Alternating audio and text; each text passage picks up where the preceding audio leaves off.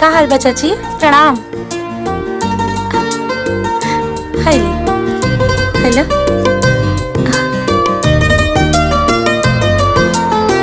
चाची।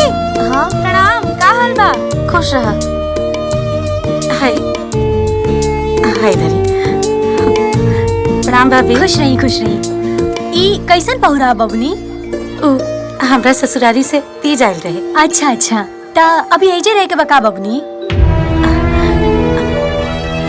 ना, मायका से जल्दी घरे जाके केकर मन करेला। हाईली दादी। पहुनो अभी ले बानी काये बबनी? जी। ए बबनी, इतना दिन बेटियन के मायके में ना रहल जाला।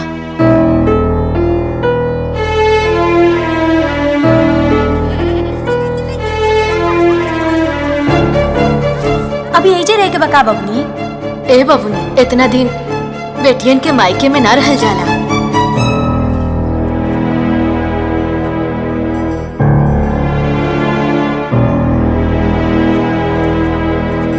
दीदी। हाँ? दीदी। तू लो। दीदी सुनी, हाय देखी जीजा जी के साथ में कितना अच्छा सेल्फी आयल बा हमनी के। हाय, कहाँ खिंचवलू? खेत में दीदी। खेत में? खेत में का करत रहले? खाद छीटत रहलन। का?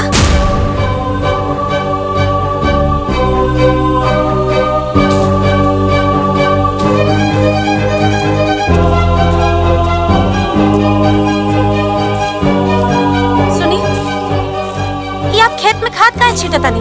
हाँ? पूरा गांव में हमरा मम्मी पापा के नाम खराब करे के चाहतानी का? अरे यार, खाद छिटा से कहीं नाम खराब हो जाई। अजीब बात करता रू। अरे बुआ जी कहली है कि तनी खेत में खाद छीट दा, तो वही छीटता नहीं। अब उनका के मना कैसे करती? हाँ बुआ जी का लिया? हाँ। अब छोड़ियो के दी। चलिए जैसे आई।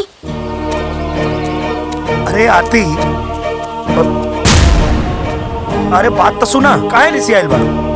अरे यार सुना, अरे यार बात तो सुना। देखा काहे ना गुस्सा करता रू? देखा पहले तब केहू से कुछ बोलो मत। बुआ खत्म करा ना यार, गजब हाल बात। अरे सुना तू, अरे तू का बकवास करता रू? कहा तू के हो हमरा पति से खेत में काम करवावे वाली? हाँ, तोरा के पता ना कि ये घर के दामाद होवन? दामाद के होला रे? हैं? पहला दिन पहुना और दोसर का दिन ठेहुना और तीसर का दिन केहुना। अरे जब ससुरारी में खूंटा गाड़ के रहे के बा त तनी खेती के काम करे से देखिया जाए का? अच्छा, तो जब फूफा जी यहाँ के 1 महीना बैठ के खा ले तो उनके काहे ना कुदारी थमा देलो? हाँ, अपन फैसला चलावता रू तू। एक तो खुद यहाँ बैठ के खाता रू और ऊपर से तोहार कानून चलता। देखा, ढेर अपन मन मत बढ़ावा। अरे हमके समझाइबे तू? अरे ते यहीं बैठ के खो, हम जाता नहीं अपन घरे। हाँ तो जाई ना, के रोक ले बा? निकली। हाँ जाता नहीं, हम जाता नहीं। जल्दी निकली। पगला गई बड़ू का? अरे हमरा भी घर द्वार बाल बच्चा है। अरे तू पगला गई बड़ी खाली? अपने बुआ से वैसे बात करे लगा? अरे उजाड़ पड़ी, रोक लो उनके।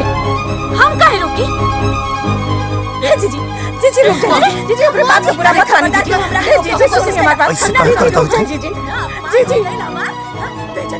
आरती, अरे रोक ले बुआ के रे। ना रोक कब? आरती तू पागल हो गई बाड़ू? आप तो चुपे रही भैया, कम से कम आप हमरा के मत समझाई। ठीक कर लो तू। हम तोरा के समय पे ना समझेली ना, ओकरे ही नतीजे बा। ससुरा में तो ढंग से रहलू ना, अब मायका में भी। ए माई, एक मन बढ़ गइल बा। अब अपन मलकाना चलावे की चाहतिया। हाँ तक काहे ना चलाई अपन मलिकाना? ये हमरो घर है, हमरो घर। बुझनी भैया? बाकी भैया आपके खातिर तो ये घर खाली आपके है, आपके बाद आपके बेटा के है। ये कहत रहनी ना वो दिन भाभी के कमरा में। बताइए अब चुप काहे बानी?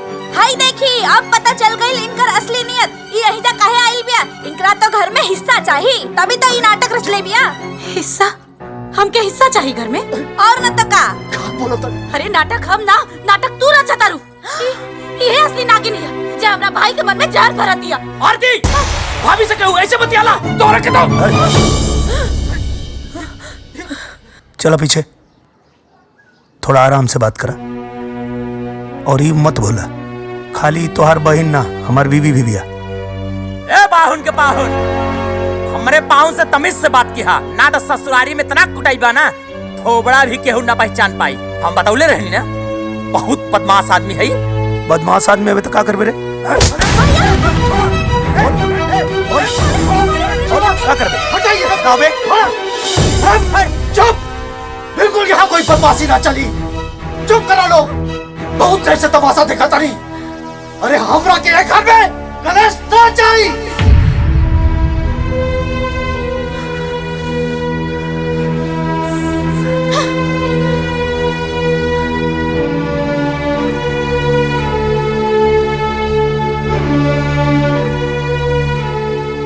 हमरा के तो कुछ समझ नहीं क्या हुआ था। ये सब हमरा घर में क्या हुआ था?